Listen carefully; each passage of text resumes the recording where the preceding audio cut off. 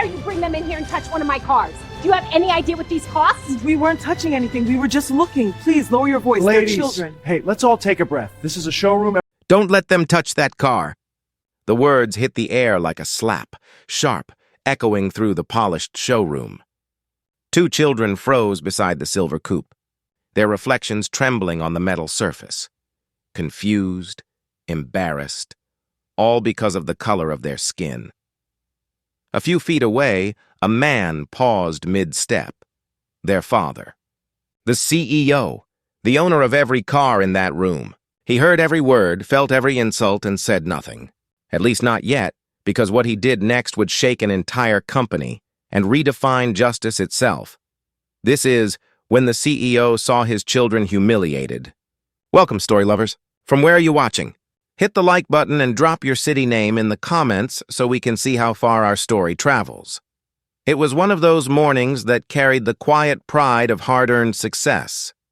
Ethan Cole, a self-made CEO of one of the country's fastest-growing luxury car brands, wasn't born into wealth. Every corner of his glass-walled office reminded him of how far he'd come. From a childhood in a small, forgotten neighborhood to boardrooms filled with men who once told him he'd never fit in.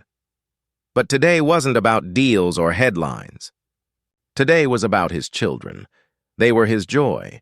Maya, 8, with her curious questions, and Jordan, 10, already dreaming of becoming an engineer like his father once was. Before school, they'd begged to visit the company's newest showroom, where Ethan's latest electric models gleamed beneath soft lights. He smiled at their excitement. "Go ahead," he'd said. "Touch, explore, dream. That's what I built this for." Inside the showroom, polished cars stood like sculptures, symbols of progress and innovation. The staff was preparing for a high-profile investor visit, and everything was in perfect order. The children, dressed neatly, wandered between the vehicles, their eyes wide with wonder. They pressed their small hands against the cool metal of a luxury coupe, their reflections dancing on its surface.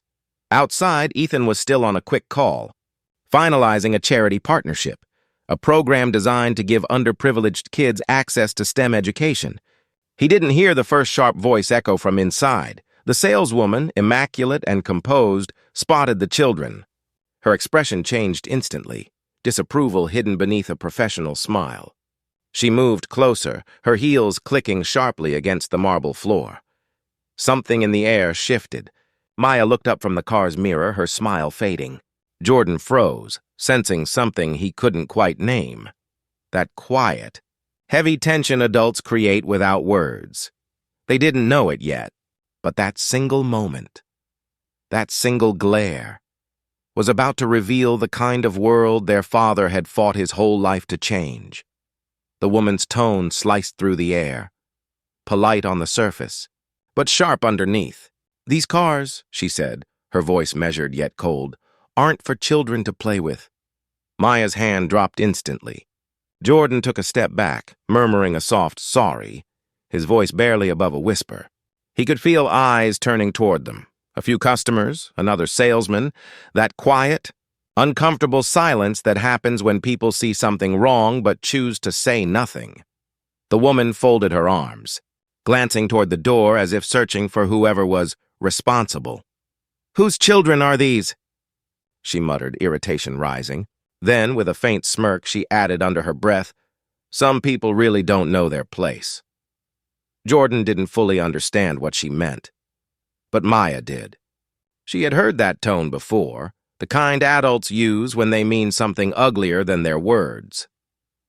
Outside, Ethan was finishing his call. Through the showroom glass, he could see his children standing still beside the car, the woman gesturing toward them. At first he thought nothing of it. Maybe she was helping them. But then he noticed Maya's expression, small, uncertain, hurt.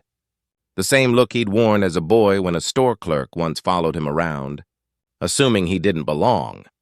He hung up and walked inside. The air shifted as he entered, not because anyone recognized him yet, but because presence has a weight when it carries quiet authority. He moved slowly, listening. "These cars aren't toys," the woman was saying again, her voice rising now. "And these models aren't meant for..." Well, you understand. They're not for everyone. A pause. Then the words that would sear into his memory. Black children shouldn't be touching real cars. The silence that followed was deafening. Maya's lip trembled. Jordan looked down, clenching his fists, trying not to cry. And in that stillness, just before Ethan spoke, the saleswoman finally noticed who had walked in. Her face paled. Ethan didn't raise his voice. He didn't even frown. He simply walked to his children, knelt, and gently wiped a tear from Maya's cheek. "You did nothing wrong," he said softly. Then he stood, met the woman's eyes, and pulled out his phone. No yelling. No scene, just one quiet call. "Tell HR to stop all showroom operations immediately," he said calmly. "And prepare the termination list. Half the staff." Her face went white. The room froze.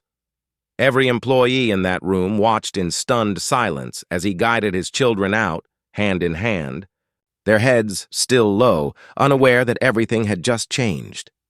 By the next morning, the news spread across every floor of the company. The saleswoman was gone. So were several managers who had overlooked repeated discrimination complaints. But that wasn't the end. A week later, a new campaign launched across every billboard, every online platform. Dream, drive, defy. And standing proudly in the ad were Maya and Jordan, smiling beside the exact car they'd once been told not to touch. No one knew the whole story, but everyone felt its message, powerful, unspoken, unforgettable. The world watched as the campaign went live, glossy images of two smiling children beside the company's newest electric car. But behind those smiles was a father's quiet fury turned into purpose. Inside corporate headquarters, tension buzzed like static. Reporters wanted statements. Investors wanted explanations. And the woman, the one who had spoken those words, now sat across from an HR panel, trembling as her own words were replayed from the showroom cameras. Every syllable echoed the same venom she'd tried to hide behind politeness. Ethan stood at the window of his office, looking out over the city.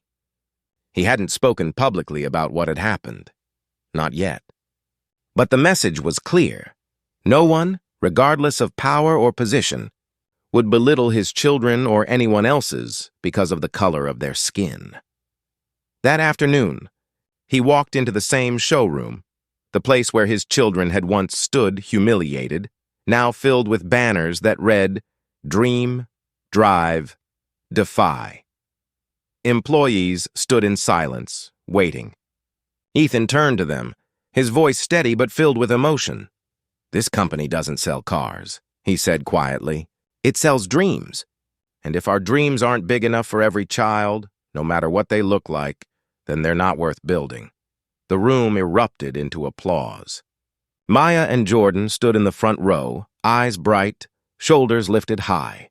For the first time, they weren't just witnesses to their father's power. They were symbols of his purpose. Dear audience, where are you watching from? Drop your city name in the comments. In the weeks that followed, the story rippled far beyond the walls of Ethan's company. What began as a quiet act of discrimination in a car showroom became a global conversation about race, dignity, and leadership. Major news outlets picked up the campaign, praising its message of equality. Parents shared it online with their children.